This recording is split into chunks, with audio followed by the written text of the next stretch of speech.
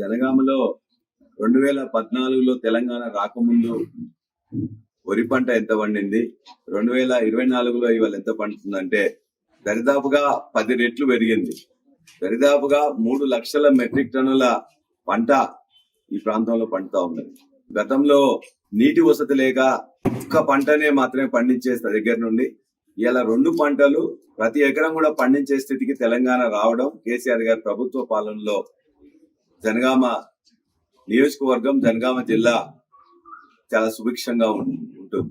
ఈ సంవత్సరం వరకు ప్రొక్యూర్మెంట్ సెంటర్స్ లో గాని, వాటిని మేనేజ్మెంట్ చేయడంలో గాని, రైతులకు పైసలు ఇవ్వడంలో గాని కేసీఆర్ గారి ప్రభుత్వం చేసిన కృషి అనేది రైతులందరూ కూడా అభినందించారు.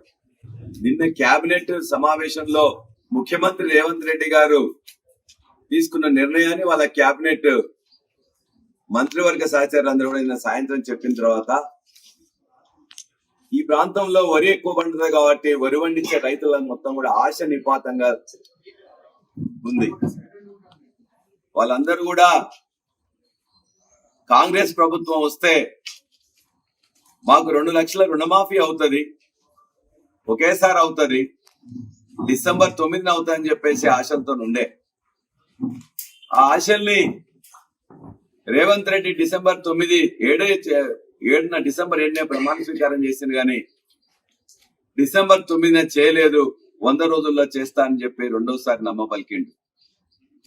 నిజమే కావచ్చు అనుకున్నాం. 100 రోజుల తర్వాత మొన్న ఎలక్షన్ లో ఆగస్టు 15 వరకు చేస్తా అని చెప్పిండు. దానికోసం ఒక కమిషన్ వేస్తున్నట్టు చెప్పారు. కానీ ఆయనకు తెలియదా, లేకపోతే ప్రభుత్వ అధికారులు చెప్పలేదా అర్థం కావట్లేదు. ఏ కార్పొరేషన్ వేసినా ఆ కార్పొరేషన్ తీసుకున్న నిధులు కూడా FRBM పరిధిలోనే ఉంటాయి.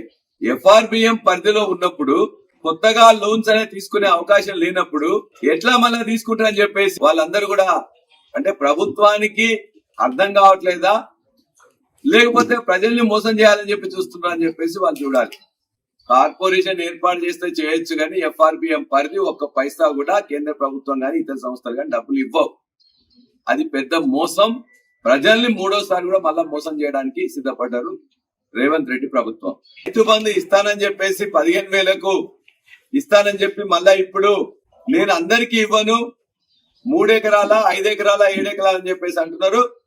మళ్ళా ఆ పిడుగు కూడా మళ్ళీ ఏదో రేపో ఎల్లుండో మళ్ళీ కేబినెట్ సమావేశం అయితే చెప్తారు. ఈ సంవత్సరం ఇవ్వాల్సిన రైతు బంధు కూడా అందరికి ఇవ్వలే. దాని మీద కూడా మాట తప్పింది. 24 గంటల కరెంట్ ఇస్తానని మాట తప్పిండ్రు, ఇవ్వట్లేదు.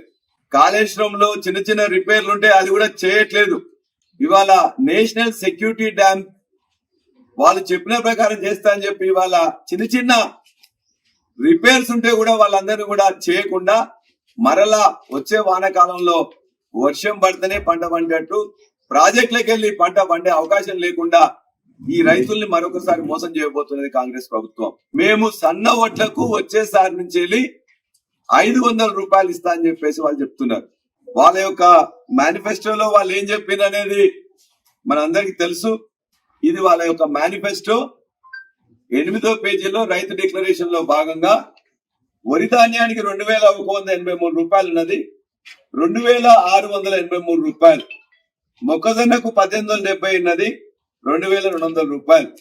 కందులకు 6,300 ఉన్నది, 6,700 రూపాయలు.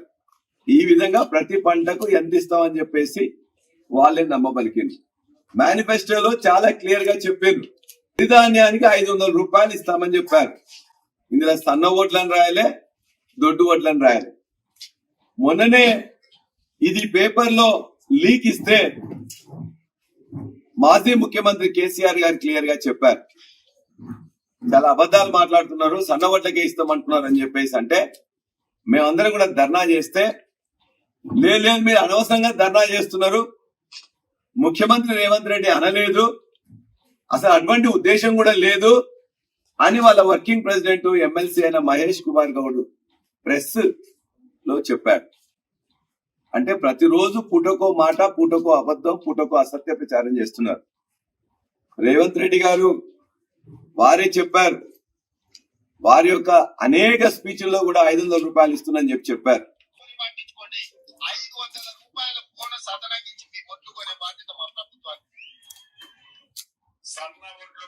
పండించిన రైతన్నకు క్వింటాలకు 500 రూపాయలు బోనస్ ని ఈ వచ్చే సీజన్ నుంచి ఇవ్వాలని నిర్ణయించాం.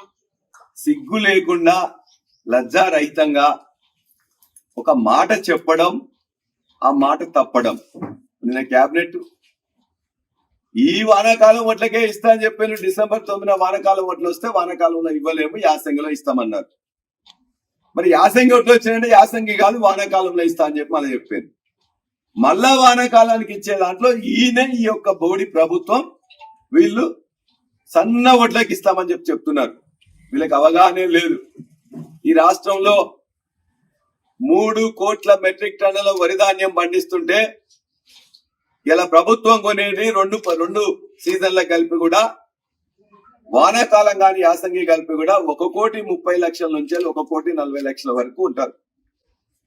కొనే దాంట్లో వాళ్ళకు వచ్చేది 10 నుండి 20% మాత్రమే సన్న వడ్లు వస్తాయి. ఇక్కడున్న రైతాంగం మొత్తం కూడా అందరికి తెలుసు. వానాకాలంలో సన్న ఓట్లు వేసుకుంటాం, మనం తినే తిండి కోసం, తర్వాత కొంత అమ్మడానికి కోసం అని చెప్పేసి మొదటి సీజన్ లో వానాకాలంలో కొంత ప్రాంతంలో ఒక రైతుకి 5 ఎకరాలు ఉంటే 1 ఎకరంలో వేసుకుంటారు, 4 ఎకరాల్లో దొడ్డు వడ్లు వేస్తారు. ఎందుకు వేస్తారు? దొడ్డు వడ్లు అయితే ఈల్డ్ ఎక్కువగా వస్తుంది, ఉత్పాదకత ఎక్కువగా వస్తుంది. 25 కాదు 30 క్వింటాలు వస్తుంది. అదే విధంగా డ్యూరేషన్, పంట కాలం తక్కువ. 4 నెలలు అంటే 3 నెలల 20 రోజులు, 3 నెలల 25 రోజులు, 3 నెలల 15 రోజుల్లోనే ఉంటది. లేకపోతే అదైతే సన్న వడ్లయితే 4 నెలల 15 రోజులు అవుతుంది అని చెప్పేసి పంట కాలం ఎక్కువగా ఉంటది, ఉత్పాదకత తక్కువ ఉంటదనే ఉద్దేశంతో తెలంగాణ రైతాంగం మొత్తం కూడా ఇలా దొడ్డు వడ్లే ఎక్కువగా వేస్తున్నారు. సన్న వడ్లని ఎక్కడెక్కడైతే డిమాండ్ ఉందో అక్కడే వేస్తున్నారు. ఆ సన్న వడ్లను కొనడానికి మన ప్రభుత్వం అవసరం లేదు. ఆ సన్న ఓట్లు పండగానే ఇమ్మీడియట్ గా అక్కడ ఉన్న కర్ణాటకనో, మహారాష్ట్రనో, తమిళనాడో, ఆంధ్రప్రదేశ్ వీళ్ళకి సంబంధించిన వ్యాపారులే వాళ్ళ యొక్క అవసరాల కోసం కొనుక్కోపోతున్నారు. కాబట్టి ఇవాళ సన్న ఓట్లకు నువ్వు 500 ఇవ్వాల్సిన అవసరమే లేదు. సన్న ఓట్లకు బరాబర్గా 500 కాదు 1000 రూపాయలు కూడా ఇవాళ 3,000 రూపాయలకు దరిదాపుగా సన్న ఓట్లకు మార్కెట్ లో గిరాకీ ఉన్నది, డిమాండ్ ఉన్నది, కొనుక్కుంటా ఉన్నారు. ఇవాళ ఇక్కడ ఉన్న రైస్ మిల్లర్లు కానీ, లేకపోతే ప్రైవేట్ వ్యాపారస్తులు కానీ, ఇతర రాష్ట్రాల నుంచి వచ్చిన వ్యాపారస్తులు కానీ కొనుక్కుంటున్నారు, రైతులు అమ్ముతున్నారు. నువ్వు ఇచ్చేది దొడ్డు వడ్లకి ఇవ్వాలి అని చెప్పి దొడ్డు వడ్డు సన్న వడ్లు అని చెప్పకుండా ఇస్తానని చెప్పేసి ఇవాళ దొడ్డు వడ్లకి ఇవ్వను, సన్న వడ్లకే ఇస్తానని చెప్పేసి అదేదో గొప్ప తీర్మానం చేసినట్టు క్యాబినెట్ లో నేను చెప్పాను. కాబట్టి నువ్వు ఏమి ఇవ్వవు, రైతులను మోసం చేయడం, ప్రజలను మోసం చేయడం తప్ప. ఒక ఎలక్షన్ అయిపోయింది, ఆశీర్వదించిండు. 2వ ఎలక్షన్ లో మళ్ళా నమ్మ పలికిండు. మళ్ళా ఇవాళ ఒక మన గ్రాడ్యుయేట్స్ ఎలక్షన్ వస్తుంటే ఇవాళ అబద్ధాలు చెప్తున్నాడు. కాబట్టి రైతాంగం ఎవరైతే గ్రాడ్యుయేట్స్ ఉన్నారో రైతాంగంలో, ఆ రైతాంగం మొత్తం కూడా ఖచ్చితంగా ఇవాళ కాంగ్రెస్ పార్టీకి వ్యతిరేకంగా ఓటేయాల్సిన అవసరం ఉన్నది, బుద్ధి చెప్పాల్సిన అవసరం ఉన్నది. రైతాంగం యొక్క పిల్లలు ఎవరైతే ఉన్నారో వాళ్ళు కూడా ఈ యొక్క ప్రభుత్వం యొక్క ఆలోచన వాళ్ళు ఖచ్చితంగా గమనించాలి. గ్రాడ్యుయేట్లకు సంబంధించి కూడా వాళ్ళు చాలా చెప్పారు, వాళ్ళ యొక్క డిక్లరేషన్ లోనే చెప్పారు. వాళ్ళు చెప్పిన ఏది కూడా ఒక్కటి కూడా ఇవాళ వాళ్ళు చేసే పరిస్థితుల్లో లేరు. యూత్ డిక్లరేషన్ చెప్పేసి వాళ్ళు కూడా ఇచ్చారు. 2 లక్షలు మొదటి ఏడాదిలోనే 2 లక్షల ప్రభుత్వ ఉద్యోగాల భర్తీ. 2 లక్షల గురించి 2 అడుగులు కూడా వేయలే. జాబ్ క్యాలెండర్ నేను ఈ తారీఖున ఇస్తానని చెప్పేసి వాళ్ళే ఖచ్చితంగా చెప్పారు. జాబ్ క్యాలెండర్ 1 పైసా ఖర్చు లేదు, అది ఇవ్వలే. 1 నోటిఫికేషన్ ఇవ్వలే. ఇవాళ కేసీఆర్ గారు ప్రభుత్వం నోటిఫికేషన్ ఇచ్చి, పరీక్షలు నిర్వహించి, రిజల్ట్ ఇచ్చి, ఇంటర్వ్యూలు కండక్ట్ చేసి, పట్టాలు తయారు చేస్తే ఆ పట్టాలు ఇచ్చి నేను ఇచ్చిన అని చెప్పి రేవంత్ రెడ్డి అబద్ధం పలికింది. తీసుకున్న ఉద్యోగస్తులకు తెలుసు, అందరికీ తెలుసు. ఇంత అబద్ధాలు, పచ్చి అబద్ధాలు మాట్లాడిన వాళ్ళు ఎవరు లేరు.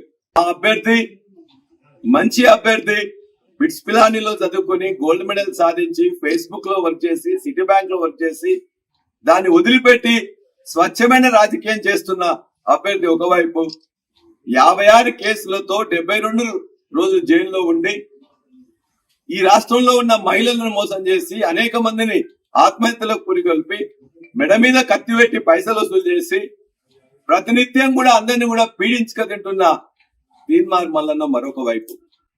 కాబట్టి స్వచ్ఛమైన రాజకీయాలు చేస్తున్న రాకేష్ రెడ్డిని ఎన్నుకోవాల్సిందిగా పార్టీలకు అతీతంగా యువజనులను గ్రాడ్యుయేట్లను నేను కోరుతున్నా. ఎందుకంటే ఇవాళ రాజకీయాల్లోకి ఇటువంటి వాళ్ళు తీర్మానం మల్లన్న లాంటి వాళ్ళు వచ్చినట్లయితే అందరికి కూడా చెడ్డ పేరే ఇవాళ మరో నయీం లాగా తయారై మొత్తం సమాజానికి పట్టిన క్యాన్సర్ లాగా తయారవుతాడు. కాబట్టి వాళ్ళందరికీ బుద్ధి చెప్పాలంటే కాంగ్రెస్ పార్టీ అసమర్థ పాలనకు వ్యతిరేకంగా ఓటేయాలి.